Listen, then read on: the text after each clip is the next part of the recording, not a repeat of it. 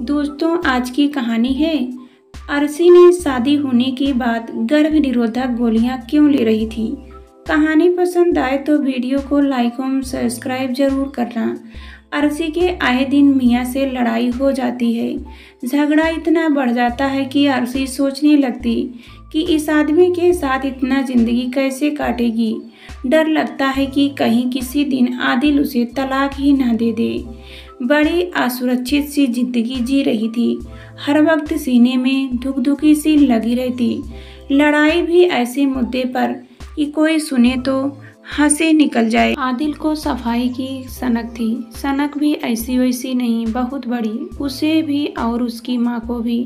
वो घर को चमकाता हुआ देखना चाहते थे। धूल का कण ना मिले कहीं, हर चीज चमकती हुई हो। फर्श पर हर वक्त फिनाइल का पोछा।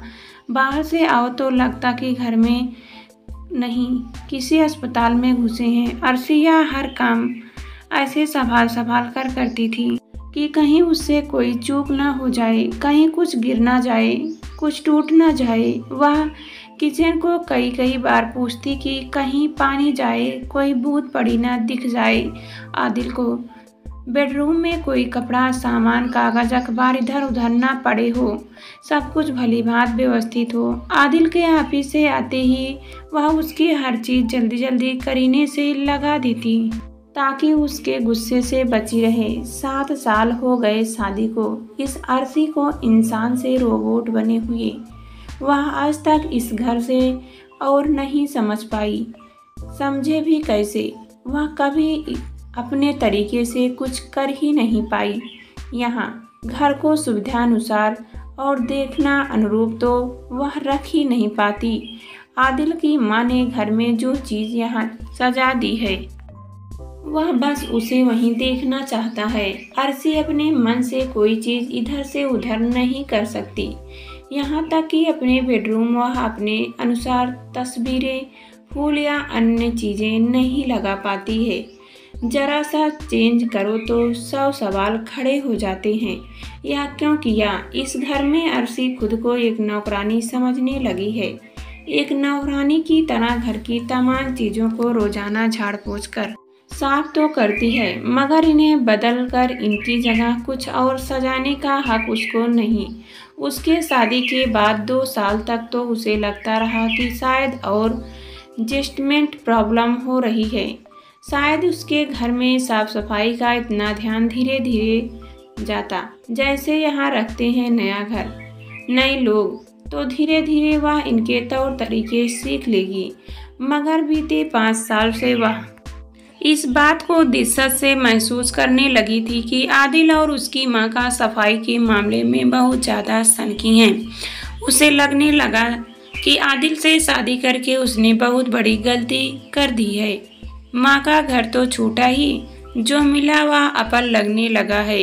इन 7 सालों में उसके अंदर ही अंदर बहुत कुछ टूट चुका है। एक सन्नाटा सा बिखर गया है अरसी के शरीर और आत्मा में। 7 सालों में वह बिल्कुल अकेली हो गई है। हाथ भी खाली, मन भी खाली और कोख भी खाली। कोख इसलिए खाली खाली क्योंकि अरसी गर्भ निरोधक दवाएं लेती है, आदिल को बताए बिना। सोचती थी कि इस घर में एडजस्ट हो जाऊं, तब फैमिली बढ़ाऊंगी। फिर आदिल के गुस्से और लड़ाई झगड़े की वजह से सोचती 2-4 साल में जब दोनों एक दूसरे की आदत हो जाएंगी, एक दूसरे को समझने लगेंगे और झगड़े कम हो जाएंगे, तब वह अपनी बगिया में नए फूल का स्वागत करेगी। मगर अब तो लगता ही नहीं कि कभी ऐसा हो पाएगा। उस दिन आदिल का मूड कुछ रोमांटिक सा था। बिस्तर पर लेटते ही उसने अरसी को बाहों में जकड़ा और बोला, अब हमें फैमिली बढ़ाने की सोचनी चाहिए। तुम किसी लेडी डॉक्टर से मशवरा क्यों नहीं करती? आखिर कब तक इंतजार करोगी? अरसी उसकी बात सुनकर खामोश ही रही। आदिल अपनी रो में बोलता रहा, देखो, मैं बहुत आज़ाद ख्याल का आदमी हूँ। तुम इलाज के चक्कर में अगर नहीं पड़ना चाहती हो तो हम बच्चा गोद भी ले सकते हैं। अरसी को खामोश देखकर उसे खीज सी हुई।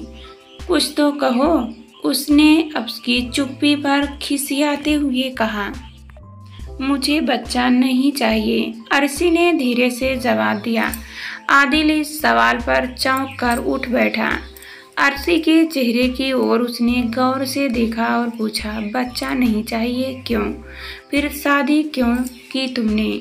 उसकी आवाज़ कठोर हो गई। अपना घर बनाने के लिए शादी की थी। क्या पता था कि घर नहीं होटल मिलेगा, जहां हर चीज़ चमकाती हुई होगी, करीने से रखी हुई कि मैं उसे हिला भी न सकूं। अर्शी ने धीरे से जवाब दिया। क्या मतलब क्या है तुम्हारा? ये घर नहीं होटल है? आदिल चिल्लाया। हाँ, होटल ही है। चमकाता हुआ होटल कभी देखा है? उन घरों को जहाँ बच्चे होते हैं, कैसे होते हैं वह घर? वहाँ हर तरह खिलौने बिखरे होते हैं, चॉकलेट टॉफियाँ बिखरी पड़ी रहती हैं।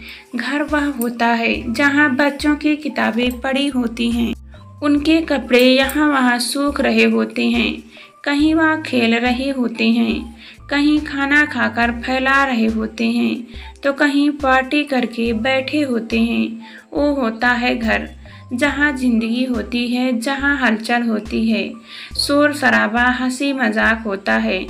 ऐसा नहीं जैसा यहाँ है। फिनाइल की महक से भरा सन्नाटा, सिर्फ सन्नाटा, अंदर भी और बाहर भी। मुझे होटल में बच्चा पैदा नहीं करना है।